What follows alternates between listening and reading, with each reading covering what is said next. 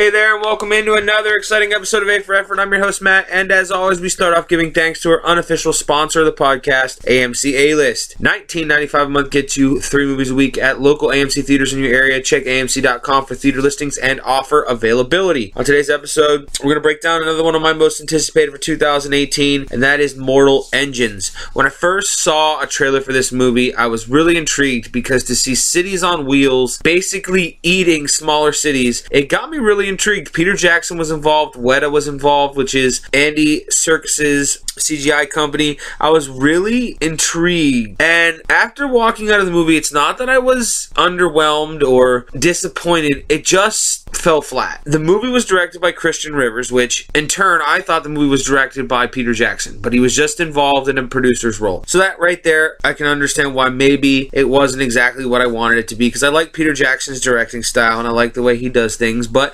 again, that doesn't take away from the film. World building that is attempted in this movie is wonderful. I would love to go back to the world now that I have a baseline for what everything is, but it just was jumping from plot point to plot point and not really stabilizing a story to really sell me on the world. Basically, at some point in the not so distant past, the countries came up with a quantum energy weapon that decimated the world. And after our cities had been destroyed, cities on the water, cities in the air, and cities on wheels took over the world, basically. And it was an interesting concept, and there was a lot of other interesting concepts thrown in there, like this thing called the Lazarus Brigade, which I wish they would have furthered the story of the Lazarus Brigade. If you know anything about Lazarus, is that he tried to resurrect himself through different means, and that's what the term Lazarus Brigade comes from, is it's a bunch of resurrected men and metal bodies that are resurrected from the dead. And we follow one named Shriek, and his story was pretty good, but it wasn't, again,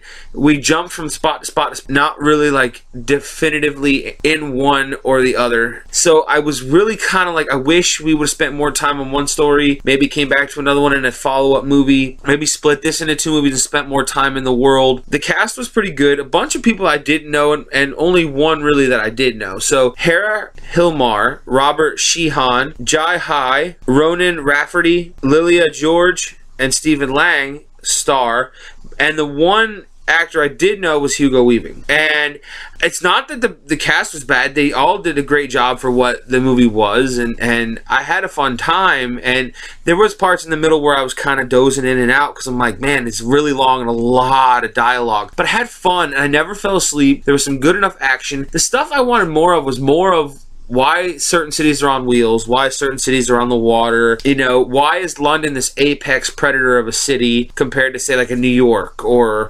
LA or some, like an American city, like why is it London? What differentiates London from these smaller cities that are on wheels? And I wish we spent more time building these cities rather than spending time in London. Another thing that I didn't understand is why these people in London were so happy to be eating other cities. It didn't benefit them any which way to be eating these other cities. It was just weird. Again, it's not that I had a bad time. It just wasn't exactly what I wanted it to be. I thought there was going to be more action. It was a lot of heavy dialogue. There was some good action set pieces at the beginning and at the end, but it was a lot in the middle that just wasn't enough for me. And I just wish I could have had more time in the world to really fill it out and really dive into these terms that they're using, like what is an anti-tractionist and what is the Lazarus Brigade? Why did they have the Lazarus Brigade? Like these little questions that I had for the movie that I didn't get answered, and I think from a second film or maybe even a little more dialogue, but a movie that already was heavy on the dialogue, to add more might have made it even more of a shit show. But like, again, it wasn't bad. I just needed more information. Even though it was dialogue heavy, I needed more of it to really understand the world I was in. So for that, it just gets an A for effort. It's not getting